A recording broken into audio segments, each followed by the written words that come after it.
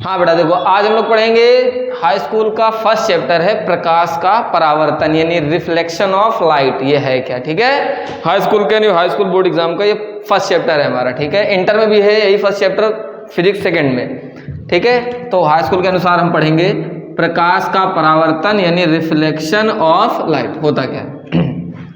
तो सबसे पहले चैप्टर का नाम है, पहले जान लेते हैं प्रकाश का परावर्तन। तो सबसे पहले हम पढ़ेंगे प्रकाश क्या होता है, ठीक है, उसके बाद हम पढ़ेंगे परावर्तन, ठीक। तो प्रकाश क्या है, तो प्रकाश हमने पढ़ रखा है, सुना है, एक प्रकार की क्या बेटा ऊर्जा है, ठीक है। प्रकाश एक प्रकार की क्या ऊर्जा, जो हमारी परिभाषा के अनुसार है कि प्रकाश एक प्रकार की ऊर्जा है जो हमारी आंखों को संवेदित करता है और वस्तु को देखने में क्या करता है, सहायता करता है। यानी हमारी आंखों को देखने के लिए पहले तैयार करेगा, फिर वस्तु को क्या करेगा, दिखाएगा हमें, ठीक है। तो प्रकार हमारे बुक के अनुसार प्रकाश एक प्रकार की ऊर्जा है। अगर आपको ये जानना है ऊर्जा कैसे है, तो पहला हमारा वीडियो है, ठीक है, उसमें प्रकाश की प्रकृति में आपको सब कुछ जानकारी मिल जाएगी प्रकाश के बारे में पूरी तरह से, ठीक है। अभी हम लोग केवल हाई स्कूल के लेवल का पढ़ेंगे जो हम चैप्टर में है हमारे। तो प्रकाश क्या है, तो प्रकाश एक प्रकार की क्या बेटा ऊर्जा है जो हमारी आंखों को संवेदित करेगा और वस्तु को देखने में क्या करेगा, सहायता करेगा। ये हम परिभाषा लिख सकते हैं प्रकाश में, ठीक है, कि प्रकाश है क्या। नॉर्मल भाषा में कोई पूछे प्रकाश क्या है बेटा, तो आप सीधा सीधा बता दो प्रकाश एक प्रकार की ऊर्जा है। होता क्या इसके द्वारा, तो इसके द्वारा वस्तुएं हमें क्या होती, दिखाई देती हैं। ये हम जानते हैं क्योंकि अंधेरे में वस्तुएं कभी हमें नहीं दिखाई देती जब तक प्रकाश नहीं होगा। मतलब हम मान सकते हैं कि प्रकाश के द्वारा ही वस्तुएं हमें क्या होती, दिखाई देती हैं। यानी हम लिख सकते हैं प्रकाश एक प्रकार की ऊर्जा है जो हमारी आंखों को पहले संवेदित करेगा यानी तैयार करेगा, फिर वस्तु को देखने में क्या करेगा, सहायता करेगा, ठीक है। तो परिभाषा में हम लिख सकते हैं ये प्रकाश क्या होता है। अच्छा, परावर्तन का मतलब क्या होता है, प्रकाश का परावर्तन है बेटा, परावर्तक लिख दिया था, प्रकाश का परावर्तन। तो परावर्तन इस वर्ड का क्या मतलब है, परावर्तन का मतलब होता है कोई चीज टकराए और हमने भेजी और उसी माध्यम में टकरा कर क्या आ जाए, वापस आ जाए, तो उस घटना को हम परावर्तन कहते हैं, ठीक है। अब यहाँ पे परावर्तन हो किसका रहा है, हम पढ़ किसका रहे हैं, प्रकाश का। तो प्रकाश का परावर्तन मतलब प्रकाश टकराएगा और वापस आएगा, इस घटना को हम क्या कहेंगे, प्रकाश का परावर्तन। जैसे ये हमारी फर्श है, ठीक है, हम जानते हैं फर्श के आर पार हम नहीं देख सकते, एक तरफ दिखाई देता है एक तरफ नहीं दिखाई देता। ये हमारी फर्श है, चिकनी है, चिकनी हो या खुदरी हो, चिकने तल पर अच्छा परावर्तन होता है इसलिए हम चिकना पढ़ते हैं, ठीक है। हमने यहाँ पे रखी टॉर्च और टॉर्च को जलाया तो उससे निकला प्रकाश। जैसे ही प्रकाश हमारी जमीन यानी फर्श पर टकराएगा तो तुरंत टकराकर वापस हो जाएगा, यानी उसी माध्यम में रहेगा, माध्यम बदलेगा नहीं। ये तो है नहीं कि जमीन में चला जाएगा नीचे, ठीक है। तो प्रकाश आया और टकराया, उसी माध्यम में क्या हो गया, वापस। इस पूरी घटना को हम कहते हैं प्रकाश का क्या बेटा, परावर्तन। वापस जाने का मतलब परावर्तन हुआ, वापस कौन जा रहा है, प्रकाश जा रहा है, इसलिए किसका परावर्तन हुआ, प्रकाश का, ठीक। तो जब कोई प्रकाश किसी चिकने और अपारदर्शी तल से टकराएगा, अगर आपको केवल इतना लिखना है, जब कोई प्रकाश किसी अपारदर्शी तल से टकराएगा, चिकना है खुदरा नहीं लिखना है तो कोई परिवर्तन नहीं, बस ये अपारदर्शी होना चाहिए जिसके हम आर पार नहीं देख सकते। तो जब कोई प्रकाश किसी चिकने अपारदर्शी तल से टकराता है तो उसी माध्यम में क्या होता है बेटा, वापस लौट जाता है, और इस पूरी घटना को हम कहते हैं प्रकाश का परावर्तन, ठीक है। क्या कहते हैं हम, प्रकाश का परावर्तन। अच्छा, कितने कोण पर ये गिर रहा है, कितने कोण पर वापस जा रहा है, इसको जानने के लिए हम बीच में क्या डाल देते हैं बेटा, लंब। इसको बोलते हैं हम अभिलंब। क्या कहते हैं बेटा हम, अभिलंब। एक क्वेश्चन आता है बोर्ड एग्जाम में हाई स्कूल में 7 नंबर का, लिखा होगा प्रकाश क्या है या प्रकाश का परावर्तन क्या है, इससे संबंधित क्या लिखें, परिभाषाएं लिखें। तो प्रकाश क्या है हमने पढ़ा, परावर्तन क्या है उसका वो भी पढ़ा, अब संबंधित परिभाषाएं मतलब इससे कौन कौन सी परिभाषाएं निकल के आ रही हैं। अच्छा, प्रकाश के बारे में और थोड़ा अगर पढ़ना है तो इनके गुण होते हैं, ठीक है, वो हम बता देंगे अभी आपको। ये प्रकाश किरण जा रही है टकराकर, ये वापस जा रही है, एरो जरूर बनाएंगे कैसे प्रकाश किरण किधर जा रही है, इधर जा रही है, ये टकराकर इधर जा रही है तो एरो इधर बना है, ठीक है। और ये हमारा अभिलंब, क्या बेटा, अभिलंब। जिस तल से टकराती है उस तल को बोलते हैं हम परावर्तक तल, ठीक है। तल के जिस बिंदु पर गिरती हैं किरणें उसको बोलते हैं आपतन बिंदु, ठीक। अच्छा, ये जो डैश डैश खींचा इसको बोलते हैं हम अभिलंब। जो प्रकाश किरण बेटा गिरती है, गिरने को बोलते हैं आपतित होना। तो ये कौन सी किरण होगी, आपतित किरण, आपतित प्रकाश किरण। जो वापस जा रही तो इसका हो रहा है परावर्तन, तो इस किरण को बोलते हैं हम परावर्तित किरण। क्या बोलते हैं हम? परावर्तित किरण। अच्छा, ये जिस कोण पर अभिलंब के साथ ये जो भी कोण बनाती है आपतित किरण, उसको बोलते हैं आपतन कोण। और जिस कोण पर वापस जाती है उसको बोलते हैं हम परावर्तन कोण। ठीक है, परावर्तन कोण। अच्छा, आपतन कोण स्मॉल आई से प्रेजेंट होता है और परावर्तन कोण स्मॉल आर से। ठीक है, तो ये क्वेश्चन आता है बेटा 7 नंबर। कितने नंबर का आता है एग्जाम में? 7 नंबर का। इंपॉर्टेंट है।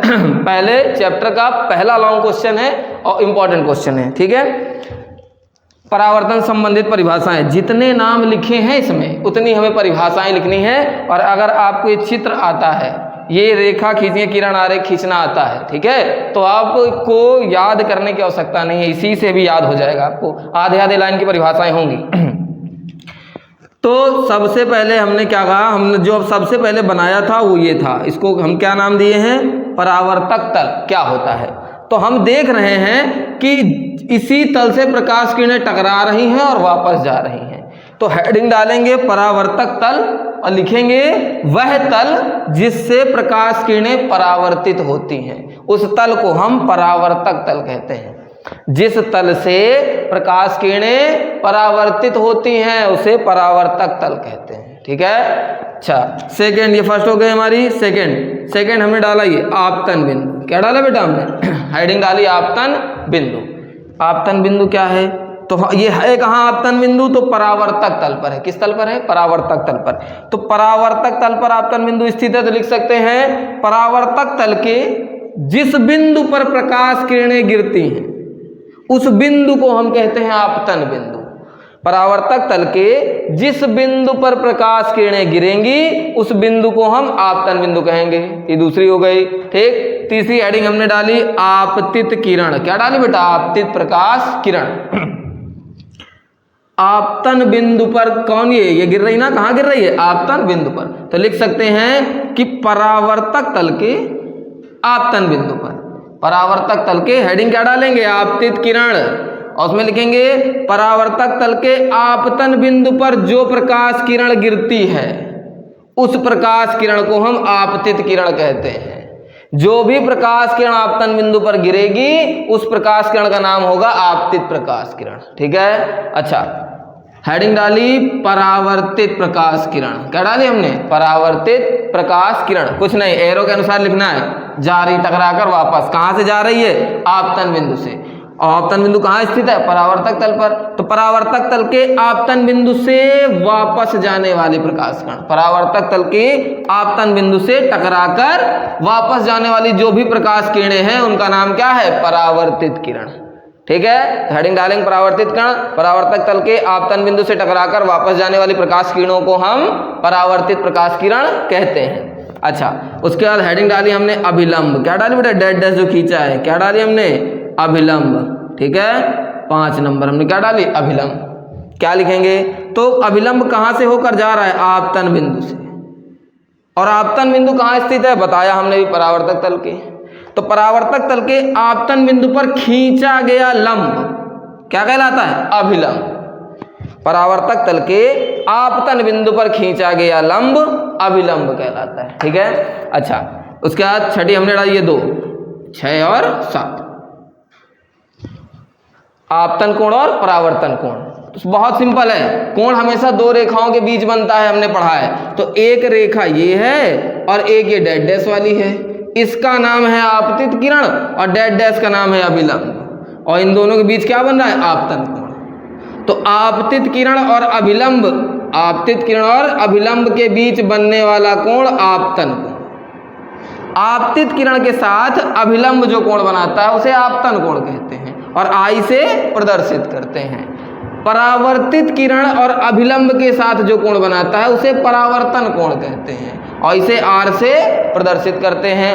आपतित किरण के साथ आपतन कोण बनता है, परावर्तित किरण के साथ परावर्तन कोण बनता है। ठीक है। ये इतनी परिभाषाएं लिखेंगे आप तो आपको पूरे कितने नंबर मिलेंगे? 7। उसमें ये भी लिखना है प्रकाश का परावर्तन है क्या। तो प्रकाश का परावर्तन सिंपल, प्रकाश किरण आएगी, अपारदर्शी तल से टकराएगी, ठीक है। अपारदर्शी तल कैसा तल? जिसके आर पार नहीं देख सकते, उस तल को हम कहते हैं अपारदर्शी, जिसके एक तरफ देखा जाए, ठीक है। जैसे हमारे घर में शीशा है, एक ही तरफ दिखता है, इसीलिए हम लोग को शक्ल अपनी दिखाई देती है उसमें, ठीक है। तो अपारदर्शी तल से टकराता है प्रकाश और वापस लौट जाए उसी माध्यम में, उस घटना को हम प्रकाश का क्या कहते हैं? परावर्तन कहते हैं। परावर्तन से संबंधित परिभाषाएं, तो उसका हम क्या बनाएंगे? क्षेत्र, और एक एक करके क्या लिखेंगे बेटा? परिभाषाएं लिखेंगे उनकी, ठीक है। और ये क्वेश्चन कितने नंबर का आएगा हमारा? ये बोर्ड में 7 नंबर क्वेश्चन है, पहला लॉन्ग क्वेश्चन है, ठीक है, प्रकाश का। अच्छा ठीक, तो हमने पढ़ा प्रकाश का परावर्तन, उससे संबंधित क्या पढ़ ली बेटा? परिभाषाएं पढ़ ली, ठीक है। अच्छा, प्रकाश अगर पूछ ले प्रकाश के गुण बताओ, तो थोड़े बहुत गुण बता दें हम आपको। तो प्रकाश का जो गुण है पहला, तो प्रकाश सरल रेखा में चलता है, मतलब सीधे सीधे चलता है, मुड़ता नहीं है। ये गुण में बता रहे हैं प्रकाश के गुण। प्रकाश सरल रेखा यानी सीधी रेखा में चलता है। प्रकाश विद्युत चुंबकीय तरंगों के रूप में चलता है। प्रकाश विद्युत चुंबकीय तरंगों के रूप में चलता है। प्रकाश का वेग, तो निर्वात में प्रकाश का वेग 3 × 10⁸ मीटर प्रति सेकेंड होता है, ये सब पढ़ चुके हो, ठीक है। 3 × 10⁸ मीटर प्रति सेकेंड के वेग से गति करता है निर्वात में, ठीक है। निर्वात में प्रकाश का वेग इतना होता है। अच्छा चौथा हम क्या लिख सकते हैं? प्रकाश सरल रेखा में चलता लिख लिया, विद्युत चुंबकीय तरंगों के प्रकाश का वेग लिख लिया हमने, ठीक है। और प्रकाश कणों के रूप में चलता है, प्रकाश तरंगों के रूप में चलता है, बहुत सारी चीजें हैं, ठीक है। आप लिखना है लिख सकते हैं, ठीक, पर इतनी कंडीशन बहुत है, एक आध दो अगर पूछ भी लेगा गुण तो आप बता सकते हैं। फिलहाल गुण नॉर्मली याद रखने हैं आपको, एग्जाम में नहीं पूछने हैं। एग्जाम में जो पूछा जाता है, सबसे ज्यादा पूछा जाता है प्रकाश का परावर्तन, उससे संबंधित परिभाषाएं जो अभी हमने पढ़ी। अच्छा, उसके बाद इसके बाद हम पढ़ेंगे नियम। प्रकाश के परावर्तन के क्या पढ़ेंगे हम? नियम। तो प्रकाश के परावर्तन के जो नियम हैं वो कितने हैं बेटा? प्रकाश के परावर्तन के 2 नियम हैं। परावर्तन के नियम तो हमने पढ़े हैं, प्रकाश के परावर्तन के कितने नियम पढ़े हैं बेटा? हमने 2, ठीक है। और दोनों नियम इस चित्र में हमें दिखाई देंगे, कैसे? तो पहला नियम है कि जो आपतित किरण है और परावर्तित किरण और अभिलंब तीनों एक ही बिंदु से होकर गुजर रहे, देखो तीनों एक ही बिंदु पर स्थित हैं। कौन कौन? आपतित किरण, अभिलंब, परावर्तित किरण, तीनों एक ही बिंदु पर स्थित होते हैं या एक ही तल पर स्थित होते हैं, ठीक है। तो पहला नियम क्या लिखेंगे कि आपतित किरण कौमा परावर्तित किरण तथा अभिलंब तीनों एक ही तल पर या एक ही बिंदु पर क्या है? स्थित हैं। ये पहला नियम। दूसरा नियम जो है सीधा सीधा है कि आई सदैव किसके बराबर होता है? आर के। आपतन कोण सदैव परावर्तन कोण के बराबर होता है। मतलब समझो कि यदि प्रकाश किरण 45 अंश पर गिरी तो जब उधर निकलेगी तो भी कोण कितने अंश का बना के निकलेगी? 45 अंश का।